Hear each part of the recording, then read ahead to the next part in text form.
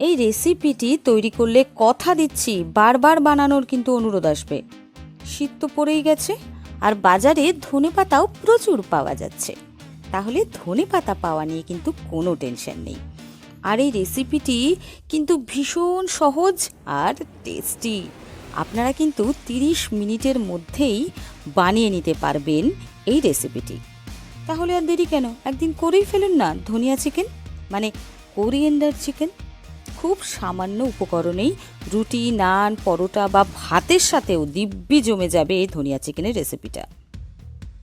আমি moon, spice and sizzling চ্যানেলে আপনাদের আকাশ সমান স্বাগত। আর নিত্য নতুন রেসিপির জন্য আমার চ্যানেলটা কিন্তু সাবস্ক্রাইব করতে একদম ভুলবেন না। তাহলে আর সময় নষ্ট করছি না, শুরু করে দিই আজকের রেসিপি। প্রথমে আমি এখানে নিয়ে নিয়েছি 500 গ্রাম মতো চিকেন। আমি কিন্তু বোনলেস নিইনি, আপনারা বোনলেস নিতে পারেন। এরপর এর মধ্যে আমি দিয়ে দিলাম 2 চামচ কর্নফ্লাওয়ার। এরপর দিলাম গোলমরিচ গুঁড়ো, দিয়ে দিলাম নুন। এরপর একটা গোটা ডিম দিয়ে মাংসটাকে ভালো করে মেখে নিচ্ছি। আর ওদিকে কাঁচা লঙ্কা আর ধনেপাতার পেস্টটা আমি কিন্তু বানিয়ে নেব। লঙ্কাটা আপনারা যেমন ঝাল খেতে পছন্দ করেন তেমন দেবেন, যেহেতু আমার ছোট বাচ্চা আছে তাই আমি কম দিচ্ছি লঙ্কাটা। এরপর কড়াতে তেল গরম করতে হবে। তেল গরম করে সেটা কিন্তু মিডিয়াম ফ্লেমে রাখবেন। এরপর একটা একটা করে যেই ম্যারিনেট করা চিকেনটা রয়েছে সেটা কিন্তু ছাড়তে থাকবো। এরপর এগুলো গোল্ডেন কালার আসা পর্যন্ত কিন্তু আমাদেরকে ফ্রাই করে নিতে হবে। এক পিঠ ভালো করে হয়ে গেলে তারপরে উল্টো পিঠটাও কিন্তু আমরা সেমভাবে ভেজে নেব। দেখেছেন, আস্তে আস্তে আস্তে করে কিন্তু গোল্ডেন কালারটা কিন্তু চলে এসেছে।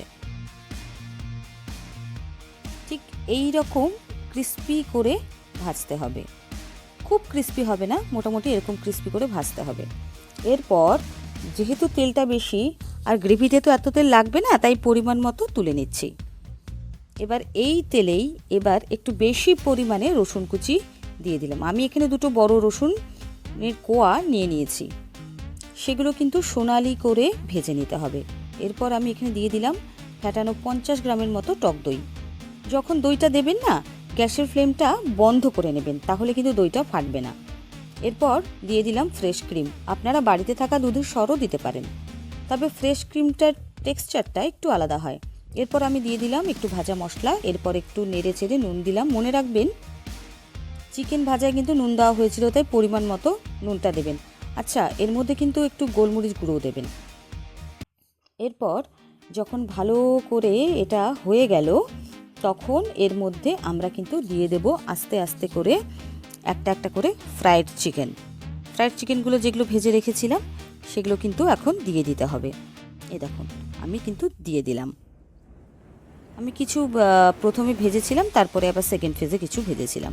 এরপর ভালো করে এটা মেখে নিতে হবে।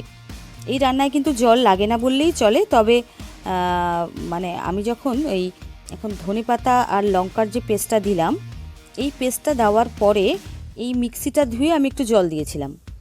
এরপর ওই মিনিট 7 ফুটিয়ে নিলেই একদম তৈরি কিন্তু ধনিয়া চিকেন।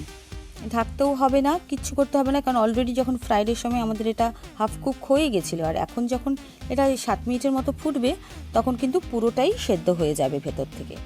দেখুন দেখতে কি সুন্দর হয়েছে, একটা হালকা সবুজ সবুজ কালার। আমি এখানে ধনিয়াটা পরিমাণ মতো দিয়েছি, এই 2 মতো গাছের পাতা দিয়েছি। এরপর আপনারা গার্নিশ করে নান, রুটি, পরোটা কিংবা ভাতের সাথে জমিয়ে খেতে পারবেন দুর্দান্ত স্বাদের চিকেনের এই রেসিপিটি ভালো লাগলে অবশ্যই লাইক করবেন, শেয়ার করবেন, আর কমেন্ট তো করবেনই যে কেমন লাগলো। আর আপনারাও করে আমাকে কিন্তু অবশ্যই জানাবেন। আজ তবে আসি, আবার আসবো অন্য কোনো রেসিপি নিয়ে। আর আপনারা কমেন্ট করে জানাবেন আপনারা নিরামিষ রেসিপি পছন্দ করেন না আমিষ রেসিপি। আপনারা সুস্থ থাকবেন, ভালো থাকবেন এবং সচেতন থাকবেন।